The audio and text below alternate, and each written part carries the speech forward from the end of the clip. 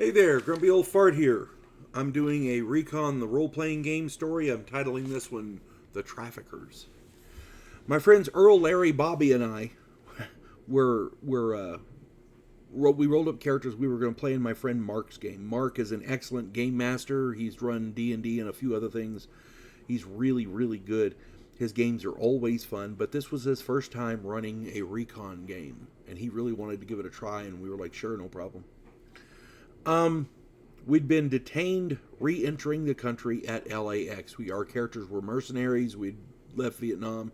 He wanted to run mercenaries because he didn't want to do just Vietnam. So we were detained re-entering the country at LAX by federal marshals. We'd completed a mission to South America and had been reasonably successful. He'd run that game, and it was real short, so, you know. When the plane landed, there had been a delay in exiting, and when we did exit, the marshals asked us to step into a private room. A man joined us with DEA credentials. He explained that we were not in trouble, but he wanted our help with a specific problem. He explained that they were having trouble stopping a specific drug operation from smuggling their products into the U.S. Every time they closed one avenue, it seemed like two more opened up. There was an issue with jurisdiction in a Central American country, and they were unable to find the drug organization's home base.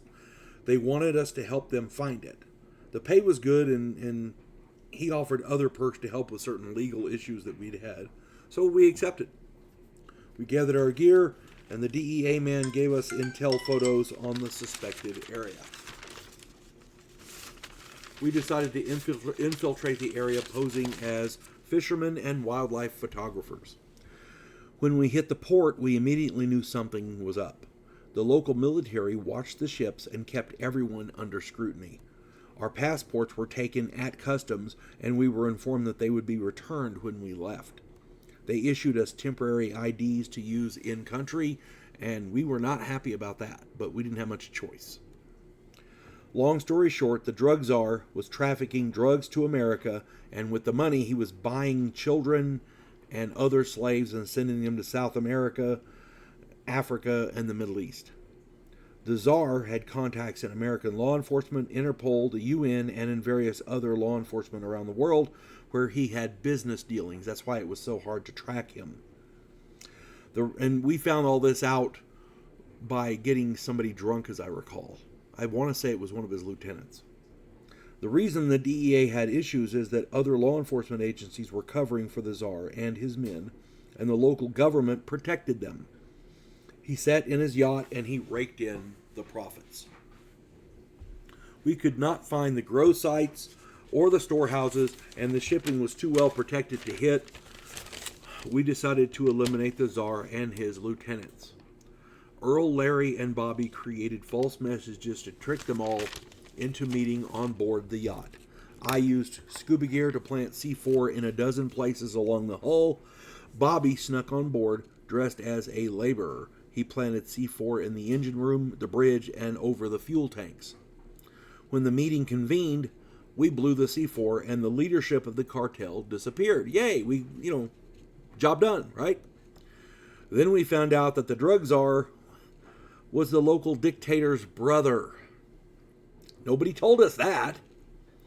He mobilized his entire military to find us and kill us. We hid out in the sewers around the city. It was not a really advanced sewer system, but it made for an effective getaway. Yeah, in games like this, I have hid in worse places. I'm just saying. We hid out in the sewers and we made our way to the port only to see our fishing boat sinking.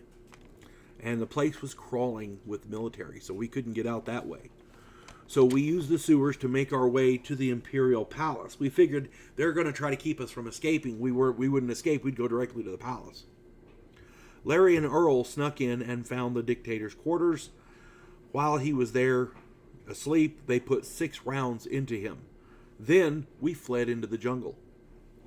It took us 6 days to sneak across the border and find a convoy of refugees heading north.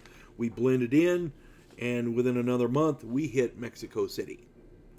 there we were able to get a flight home, and all was well. Yeah, again, that was Mark's first time running a game, and he did a really good job. I don't think he expected us to kill off his bad guy so quickly. That was the only issue. But his games got much better. That first one was really good, and they got better as they went. Mark is an excellent game master. If you're a friend of mine watching this and you know who Mark is, you know what I'm talking about. He's just really great. So yeah, that was that. If you enjoy my content, it would really help me out if you could hit the like button, subscribe to my channel, share my content on all of your social media platforms, and post a comment or two. Remember, I welcome your comments, even if you disagree with me. And check me out over on Rumble for my political commentary and weekly current events. If you enjoy a good book, check out my author page on Amazon.com. My pen name is H.L. Anderson. You can find all of my books there. My books are as weird as I am.